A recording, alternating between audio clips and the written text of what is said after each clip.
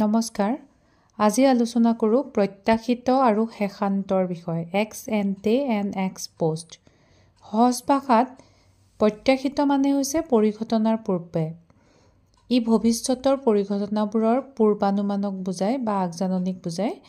অৰ্থনীতিত উৎপাদন উপভোগ বিনিয়োগ আদি প্ৰতিটো ক্ষেত্ৰতে পূৰ্বানুমান কৰি আগবঢ়া হয় এই পৰিকল্পনা বা পূৰ্বানুমানকে প্ৰত্যাশিত বুলি কোৱা হয়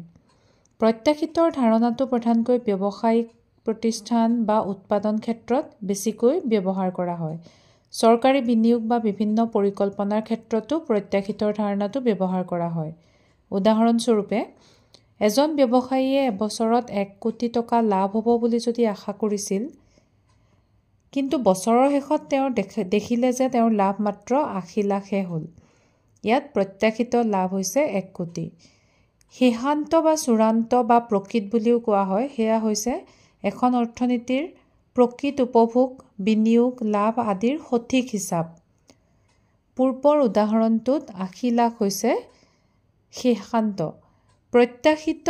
হ'ল অনুমান কিন্তু শেষান্ত হ'ল প্ৰকৃত হিচাপ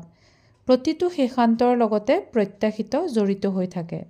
প্ৰত্যাশিত কোনো এটা কামৰ সদায় আগত আহে আৰু শেষান্ত কামটো সম্পন্ন হোৱাৰ পিছত পোৱা যায় প্ৰত্যাশিতৰ ধাৰণাত অন্তিম সিদ্ধান্ত দিয়া সম্ভৱ নহয় আনহাতে শেষান্তৰ সঠিক তথ্য লৈ অন্তিম সিদ্ধান্তত উপনীত হ'ব পাৰি ধন্যবাদ